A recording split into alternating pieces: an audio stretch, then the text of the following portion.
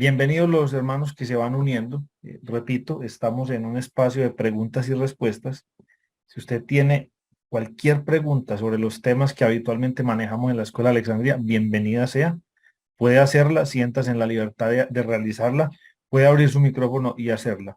Por ahora no se han animado los hermanos a hacer casi preguntas, entonces nos tocó a los profesores empezar a hacerles preguntas. Entonces ya nos Profe, tocó. buenos días.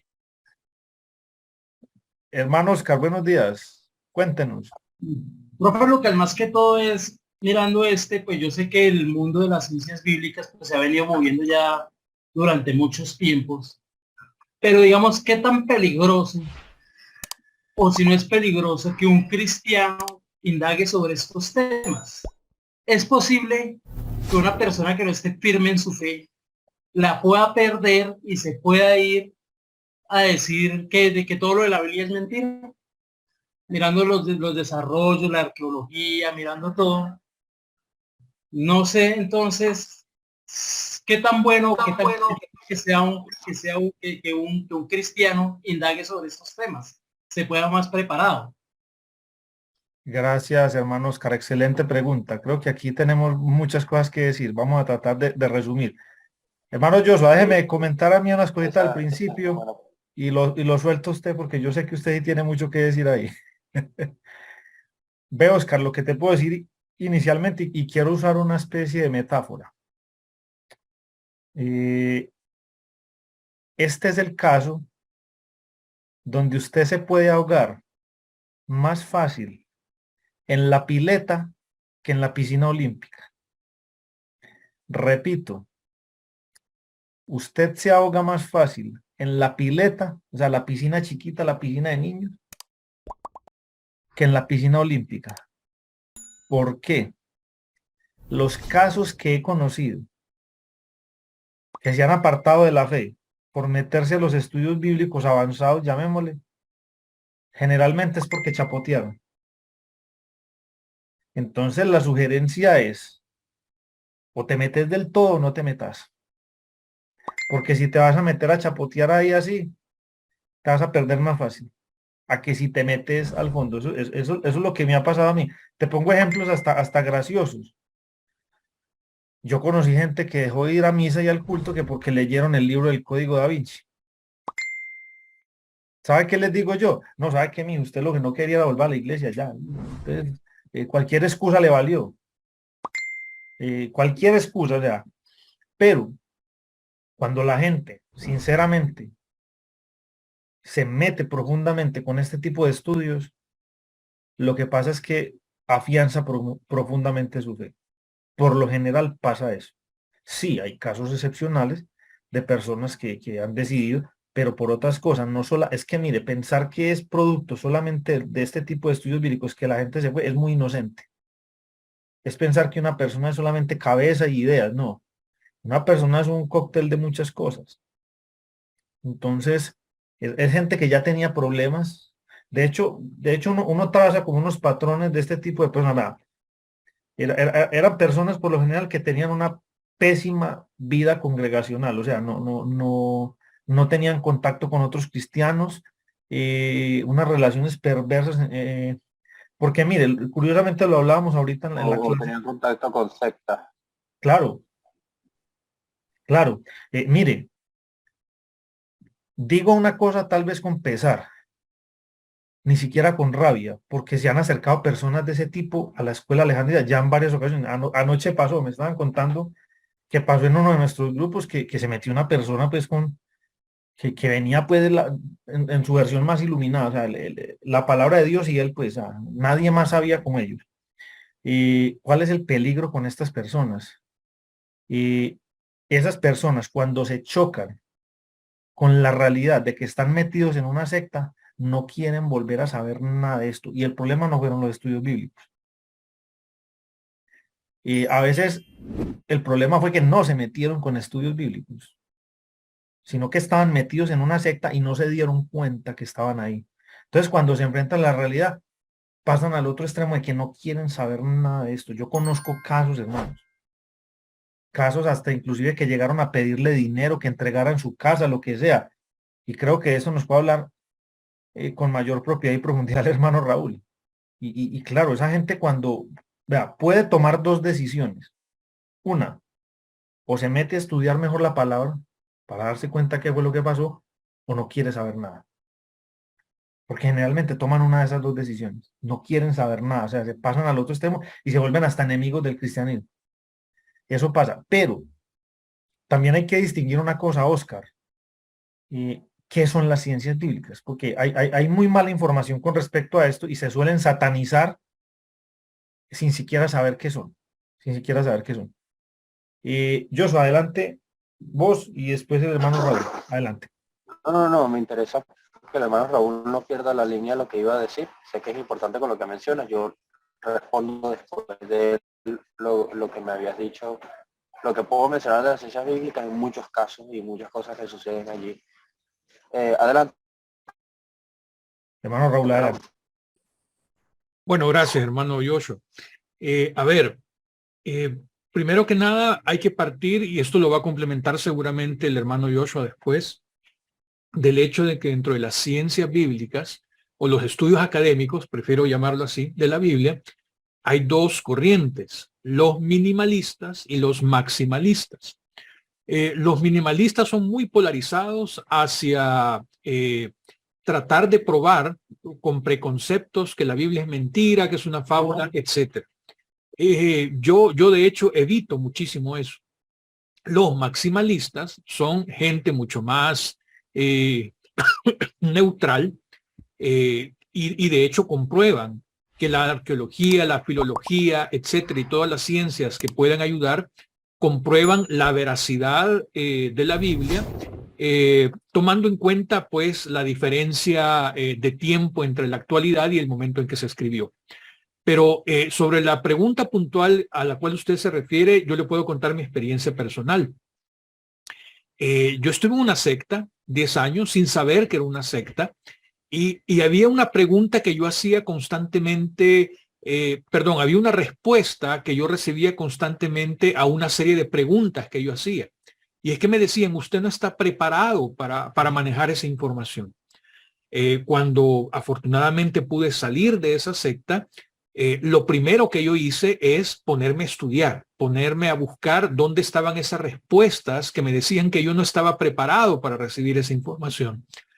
Obviamente en ese proceso va a haber dolor, ¿verdad? Porque van a haber desencanto, va a haber desengaño, va a haber momentos en que me voy a sentir estafado, pero ahí es donde aplica aquel verso de la Biblia con el cual se me atacó muchísimo por el hecho de abandonar la secta, puesto los ojos en Jesús, ¿verdad? Entonces, si uno verdaderamente tiene en el corazón buscar a Dios durante toda su vida, créeme que no va a haber desengaño, no va a haber situación que vaya a quitar a Dios de la posición que él merece, ¿verdad?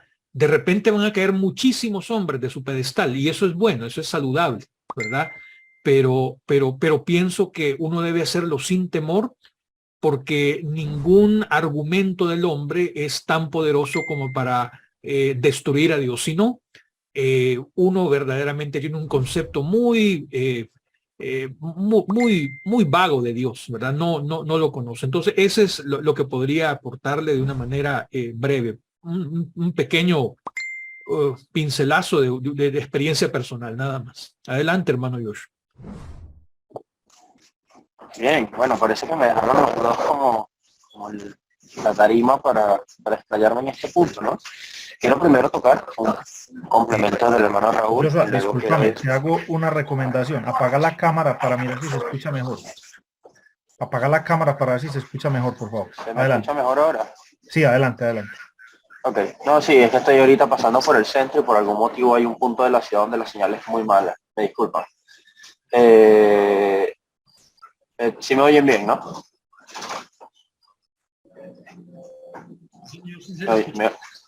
Perfecto. Bien. Quiero ir como por dos puntos, ¿no? El primero es el que mencionó el hermano Raúl, que tiene que ver con las corrientes que hay dentro del estudio bíblico. Yo personalmente me he de vez en cuando inclinado a una o inclinado a la otra, dependiendo el asunto que esté tocando. Yo ya a estas alturas de mi vida puedo hacerlo sin mucho miedo, porque yo siempre suelo hacer, ya que Lucas hizo una analogía muy buena con lo de ahogarse, pero yo prefiero usar el término aprender a nadar, ¿no? Y cuando digo aprender a nadar me refiero a quienes se mete en el mar. Cuando uno estudia la Biblia tiene que entender que es un océano. Es un océano grande, hay niveles muy hondos y hay niveles no tan hondos. Me van a disculpar si suena feo lo que voy a decir, pero la mayoría de los cristianos en las iglesias solamente dominan la orilla. ¿Okay? Solamente se quedan en la orilla, ven, saben que hay algo profundo, saben, lo ven, pero no se meten ahí.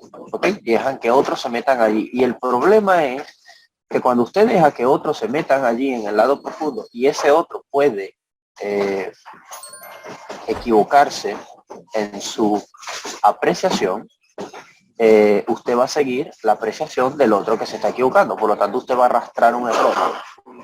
Las ciencias bíblicas yo siempre las comparo con herramientas. Herramientas, o sea, un martillo, un destornillador, un sacatuerca, lo que quiera. Todo tiene una función, todo tiene una intención. Y si usted sabe usar bien una herramienta, le va a ser muy útil, pero también una herramienta le puede servir para desarmar algo. Aquellas personas que sienten que su fe se ha tambaleado por el uso de las ciencias bíblicas es porque creen o piensan aquello que algunas personas repiten mucho por ahí. Les voy a decir de una vez que eso es falso. Es que los que estudian ciencias bíblicas son ateos, y todos los que estudian ciencias bíblicas y el mundo académico son ateos, y su intención es desprestigiar la Biblia y no darle veracidad y todo lo que el hermano Raúl acaba de mencionar. Bien,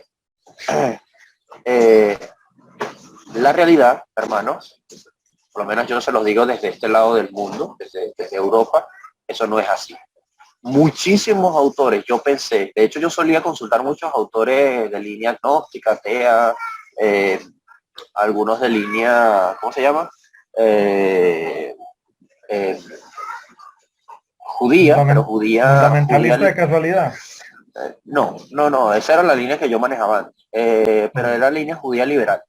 Y bueno, esa era la línea en la que yo me movía. El detalle gracioso es que cuando me tropecé con un académico cristiano, él me abrió un abanico de opciones gigante de académicos cristianos de renombre, citados hasta por ateos, que han rebatido tesis, todo, existen, están allí, estudian el texto bíblico, usando las ciencias bíblicas, usando la crítica textual, usando todo, y no han perdido la fe. De hecho, hay uno de ellos, por mencionar, uno que me gustó porque estaba viendo una ponencia de él en estos días en YouTube, se llama Mark Smith, él es católico, pero él dice tajantemente, claro, de una vez, si alguien es católico, yo no pienso que no es cristiano. Eso para mí es una tontería que tienen algunos grupos, pero bueno, se respeta. Mark Smith es creyente y él lo dice categóricamente ahí en esa presentación: yo soy creyente. Yo estoy viendo esto desde el ángulo de un creyente, aunque obviamente el estudio no está solamente vinculado a mi punto de vista personal. Él lo dice así, textualmente. Así que eso es algo que es muy importante tomarlo en cuenta, porque si esta persona que tiene años de estudio, que es citado en universidades y en todo, de hecho uno de mis mejores amigos y profesor que está sacando un PhD aquí en Edimburgo, él fue alumno de Mark Smith, me habla de él y me dice, sí, él es creyente, su esposa es judía, él es católico, y es bastante interesante sus tesis porque él es el experto en esta área. Interesante. Bien. Esa aclaración la hago para que la gente se dé cuenta de que eso es un mito, eso de que las ciencias bíblicas quieren hacerte ateo o quieren... No, el problema muchas veces es, volviendo a lo que decía Lucas, si una persona no tiene una fe sólida, sino que su fe se basa en el error de alguien más, en el error que alguien más arrastró y se quedó, o como dice el hermano Raúl, vienen de una secta, vienen de un grupo donde han vivido una serie de decepciones. La mayoría de los casos más cercanos, yo no voy a hablar de los casos lejanos, los casos cercanos que yo he tenido de gente que abandona la fe, lo ha hecho por cuestiones personales, no lo ha hecho por el uso de las ciencias bíblicas, no lo ha hecho por la crítica textual, no lo ha hecho por la academia, simplemente abandonaron la fe porque venían de una secta o venían de un grupo que les hizo mucho daño o de una situación fea, de una experiencia fea, y eso llevó a decir, ¿sabe qué? No quiero tener que ver con Dios, pero por una cuestión personal. No tiene absolutamente nada que ver haber tenido contacto con la ciencia bíblica. Luego estas personas dicen que esa Un ciencia les paréntesis ayudó. ahí. Una Dime. cosa que se confunde a menudo, y eso para todos los hermanos, que confunden un problema con la institución a un problema con Dios. Y eso es realmente triste. Porque una cosa es una pelea con la institución y otra cosa es una pelea con Dios. Y generalmente el que termina mal parado, sin deber nada en ese asunto, es Dios, por lo que hizo X o Y, Z institución. Eso se Eso. confunde a menudo. Sí, eso es muy cierto. Una de las cosas que, por dar un ejemplo, ¿no? Cercano. Yo recientemente di clases en una universidad en República Dominicana, estaba dando clases de introducción a la mitología cananea y evidentemente yo tengo que hablar de todo el trasfondo mitológico cananeo que tiene la Biblia, porque la Biblia tiene. O sea, eso es una realidad en el texto. Mucha gente, obviamente, menos mal que el alumnado lo veía muy preparado, estaban sacando su doctorado, así que el alumnado no tuvo problema en reconocer que la Biblia contiene elementos mitológicos, elementos parabólicos, elementos de fábulas y cosas, pero ellos entendieron una cuestión que yo les dije que les iba a ser muy útil, que es que vieran cuál es la intención de que esos relatos estén en el texto bíblico. Dios no juega con la inspiración, porque el problema es que la gente suele asumir, y eso lo hemos hablado creo que infinidad de veces, y el mismo Lucas lo ha mencionado, Dios no dictó la Biblia moviéndole la mano a los escritores. ¿Ok? Dios no fue que agarró la mano, la gente tiene una extraña idea de que la inspiración bíblica es eso. No, Dios no hizo eso. Porque la inspiración bíblica tiene muchas veces que ver con la sabiduría que Dios le da a alguien y la forma en la que esa persona lo aplica en el texto bíblico. Por no irme muy lejos, un famoso caso es el caso de Job, el caso de Noé. Ambos son personajes que usted los va a encontrar en muchas culturas en la antigüedad. No con eso se niega que existieron o no con eso se niega la importancia de los personajes, pero el libro y el personaje tiene una intención, no está ahí por estar, no es que vamos a contar cómo fueron los hechos, no, vamos a contar qué nos puede enseñar la vida de esta persona. Y eso es parte de la enseñanza de la palabra de Dios. Entonces, si usted no está dispuesto primero a reconocer todo lo que rodea el relato, todo lo que está allí, va a tener serios problemas a la hora de aceptar la evidencia, porque es que ese es el problema. Piensa extrañamente, eso es muy posible que nos hayan educado de esa forma, pero está mal, que todo tiene que confirmarnos la Biblia. Y no, la Biblia, ella está contando su historia. Y su historia tiene una intención espiritual. Y esa intención espiritual es la que está fundamentalmente escrita en sus líneas. Pero ella puede estar tomando de muchísimas fuentes, de muchísimas áreas, de muchísimas ideas para explicar algo. Entonces, si nosotros no estamos dispuestos, primeramente, a abandonar lo que nos han enseñado, a decir, ok, aquí quiero entender qué es lo que está escrito y por qué está escrito así, vamos a tener serios problemas a la hora de usar correctamente las ciencias bíblicas, porque vamos a estar utilizando un martillo para pegar una pieza de un ladrillo. Los martillos no se crearon para pegar ladrillos, ¿okay? Para eso hay otras herramientas y otros materiales. Okay, estaremos usando un destornillador para sacar una tuerca. Ese tipo de cosas pasan cuando una persona no sabe usar las herramientas correctamente y está dándole la aplicación que no tiene. Entonces, bueno, todo esto es como una breboca. Yo sé que estoy tocando muchas cosas muy por encima, pero hay demasiado allí que, a menos que estemos dispuestos a dejar que el texto bíblico sea el que nos eduque y no la opinión de fulano, vamos a arrastrar el error de alguien más, o muy posiblemente vamos a arrastrar nuestro propio error, porque eso nos pasa muchas veces, que nosotros creemos que algo era así y resulta que no, y la evidencia aclara que no. Pero bueno, no quiero como salirme mucho de la línea, pero sí estoy tratando de tomar todos los puntos que se mencionan, porque hay muchos mitos alrededor de las ciencias bíblicas, hay mucha ficción, perdón, y muchas veces, como dice Lucas, el que sale mal parado es Dios y su revelación y su inspiración, y no tenía nada que ver con lo que él estaba tratando de expresar. Adelante. Gracias, Joshua. Ve, yo simplemente quiero precisar algo más para darle paso a otras preguntas. Y a ver, si yo les preguntara, ¿cuáles son las ciencias bíblicas? ¿Alguien sabe decirme eso? De los alumnos, no los profesores, por favor. ¿Alguien sabe mencionarme siquiera 3 ciencias bíblicas?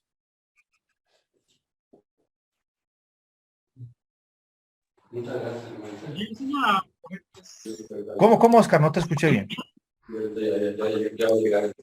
Espérame, yo cierro un micrófono aquí que no me va a escuchar. Dame 3 ciencias bíblicas, Oscar. Arqueología, ¿no? Ok, La arqueología, la filología ok. y bueno, eso también la crítica textual entra dentro de la misma filología, ¿cierto, profe? Correcto, correcto, sí. Y arqueología,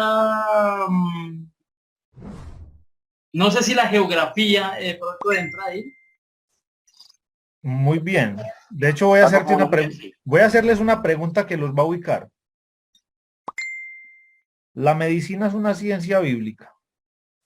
La biología es una ciencia bíblica. La zoología es una ciencia bíblica. ¿Qué creen ustedes?